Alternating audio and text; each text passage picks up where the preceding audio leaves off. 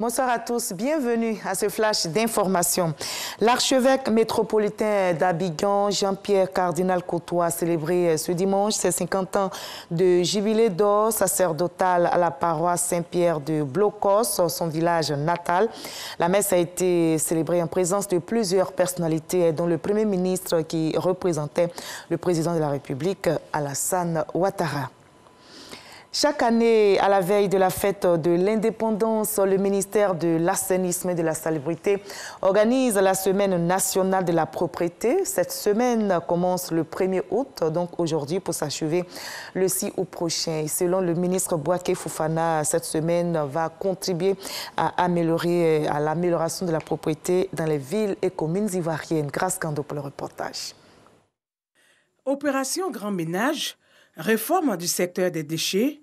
À cela s'ajoute la Semaine nationale de la propreté, SNP, qui se tient chaque année du 1er au 6 août. Des actions qui visent à offrir aux populations un cadre de vie et de travail propre et sain. Les 5 premières éditions de la Semaine nationale de la propreté, d'une part, ont permis de relever les bonnes dispositions du corps social, donc de l'ensemble des Ivoiriens et des habitants de la Côte d'Ivoire, à participer activement à l'amélioration de la salubrité du cadre de vie. D'autre part, elles ont contribué au toilettage de nos cités et ont ainsi permis de leur redonner l'esthétique nécessaire pour une célébration de la fête nationale. La Semaine nationale de la propreté sera marquée par plusieurs activités. Des programmes de sensibilisation et des opérations de propreté seront menés du 2 au 6 août sur toute l'étendue du territoire national. Il y aura une caravane de sensibilisation qui va sillonner les communes d'Artekoubé, de Koumassi et de Port-Boué et qui marquera des arrêts pour initier des jeux interactifs sur la salubrité. Il sera également organisé des actions citoyennes de propreté dans les marchés, dans les gares routières et dans les espaces publics. La célébration officielle de la Semaine nationale de la propreté aura lieu le jeudi 5 août prochain dans la commune d'Artekoubé. Le ministère des Eaux et Forêts initie l'opération Un jour et 50 millions d'arbres en vue de restaurer le couvert forestier ivoirien. La Sodexam, qui se veut une entreprise citoyenne, s'est engagée dans cette dynamique.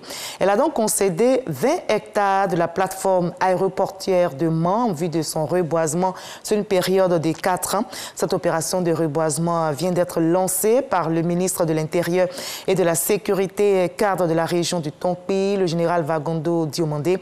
Et c'était en présence des autorités administratives, des cadres, des élus et des populations de la région du Tonpi. À l'étranger, au Maroc, le roi Mohamed VI appelle à rouvrir les frontières avec l'Algérie. Il a fait cette annonce hier à l'occasion du 22e anniversaire de son accession au trône. Mohamed VI réitère ainsi son appel à la réouverture des frontières avec son voisin, des frontières fermées depuis 1994, et ce, à l'initiative de l'Algérie. Cette déclaration intervient dans un contexte agité entre les deux pays. Si Rabat et Alger se heurtent depuis des décennies sur la question du Sahara occidental, la tension était montée d'un cran ces derniers jours après des propos de l'ambassadeur marocain à l'ONU. Ce dernier avait dit mi-juillet soutenir l'autodétermination du peuple kabyle en Algérie, une provocation insupportable aux yeux d'Alger qui a rappelé son ambassadeur au Maroc pour consultation. Plus de 400 migrants à bord d'une embarcation en bois ont été secourus par 3 ONG en Méditerranée centrale la nuit dernière, portant ainsi à près de 600 le nombre de personnes secourues ce seul week-end. Et selon SOS Méditerranée, le sauvetage effectué dans les eaux internationales a été périlleux. La grande embarcation en bois dans laquelle se trouvaient plus de 400 personnes a failli couler. Le feu sévit dans plusieurs pays au sud de l'Europe, en Turquie, en Grèce, en Italie et en Espagne.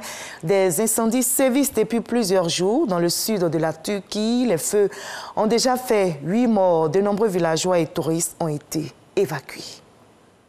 On va se retrouver à 20h pour la grande édition. À tout à l'heure.